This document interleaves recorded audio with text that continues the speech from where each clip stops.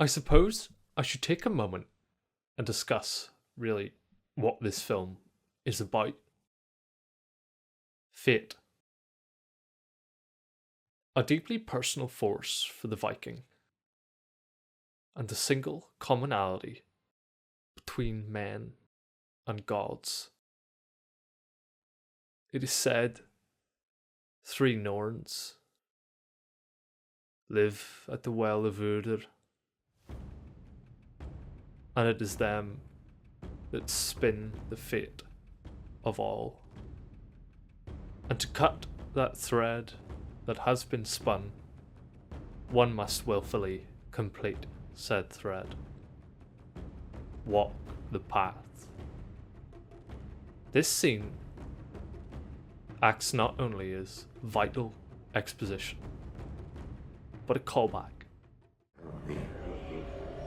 How did Odin lose his eye? To learn the secret magic of women. Never seek the secrets of women, but heed them always. It is women that know the mysteries of men, the Norns. That spin and weave at the well of fate. The performance of Björk demands silence. She speaks with a sense of knowing and command that drives home to the audience Amleth's mission. Avenge his father, secure his lineage, and pass the rite of passage to Valhalla. More than any scene in the film, I think it not only visually and linguistically depicts what it is that gives the Viking purpose, but also cements one core value. Death for a Viking is not only dying well, but selling one's life dearly.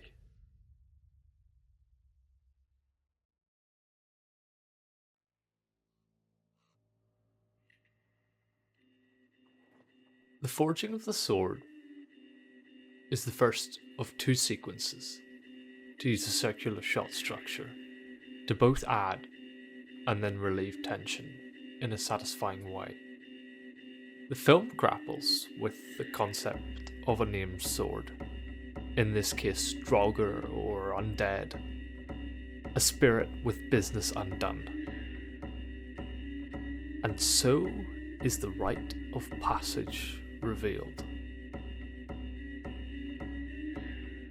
And I believe how one can make a hero on screen starts with great writing, but the writing is only as good as the person for the job, and Skarsgård, well, he's that man.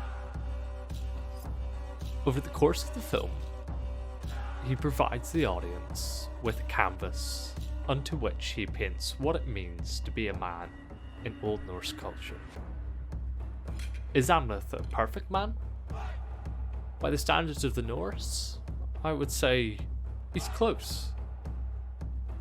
But despite the brutality of the character, amazingly, Skarsgård still brings to it a hint of tenderness. Take this still. It's a wonderful callback, and one of my favourite moments of the film. Watching Amleth hear the voice of his past, well, it breaks the fourth wall again, spinning this thread of audience participation and weaving it further and further into the film, making it so much more convincing. But many scenes are called to mind from the sagas.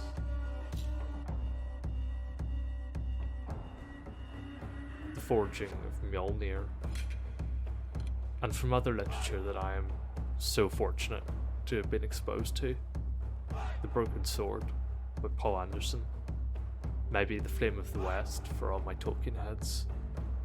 It's no secret that Norse mythos influenced so much of what is now modern fantasy, and to see an auteur like Eggers finally take a stab at something like this, well, for me, it's special.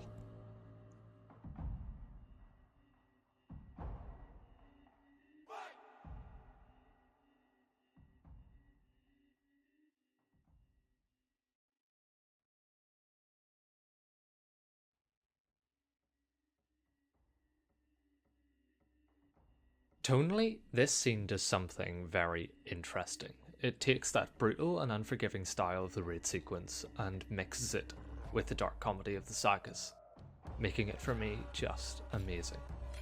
Again, this scene is shot using a series of long take trackings with clever hidden cuts, but also deliberate emphasized cuts to show changing power dynamics within the scene, but still keep the pace. But for me, what stands out most is the details here. Between the weaponry, the Dane axe and the short sword, the armour and shield work also as a tool to drive the narrative forward and establish one clear cut attribute of Amleth in combat: intelligence. Quickly, he establishes that the weaponry is weak and the Draugr is affected by moonlight. Therefore, he feigns weakness in order to draw it to a vulnerable spot, unleashing a flurry of attacks to startle it and force it backwards, then to go for the killing blow while the moonlight distracts it. It's slick, it's fast, and if you pay attention to the clever camera angles, it's brilliant.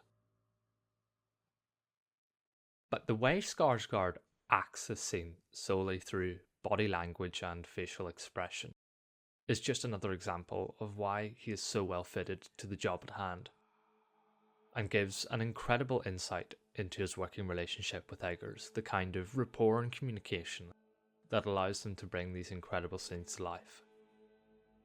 It's some professional level setup and execution. It's the scene when we see Amleth truly, for the first time, flourishing, becoming the warrior he was fitted to be. Now, where this scene may fall down in some viewers' opinions is in the final tracking shot. And part of me can understand why. But I want to make an argument.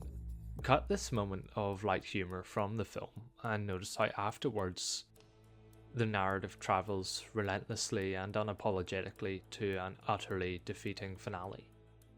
There's something missing.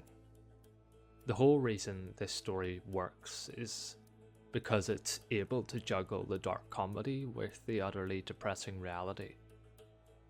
The argument I'm trying to make here is, I feel, whilst a small moment, it is exactly what the film needs when transitioning into the final act. It increases the potency of the finale.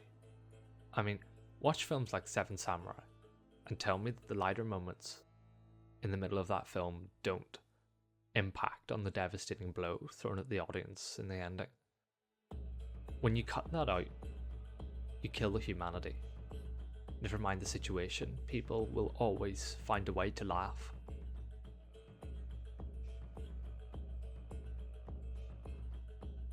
The indelible human spirit.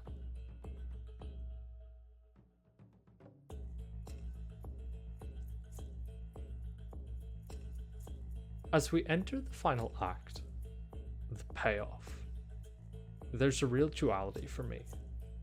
On one hand, the strongest section of the film, the Oath to the Wind. It's not just the language, a rare use of Old Slavic, but it's the physicality and how pairing that with some simple camera movements and a stellar performance can not only make a scene, but a film in itself. It's also a good example of blocking as the camera pulls back. Joy maintains her distance from the spectator as she declares an oath to the wind to carry her and her children to the land of their forebears, breaking the fourth wall in an unnerving way that remains a very distinct moment for me. It's clear to me Joy and Eggers have an incredible working relationship. Although a character with limited screen time, the time that she is given, she commands the audience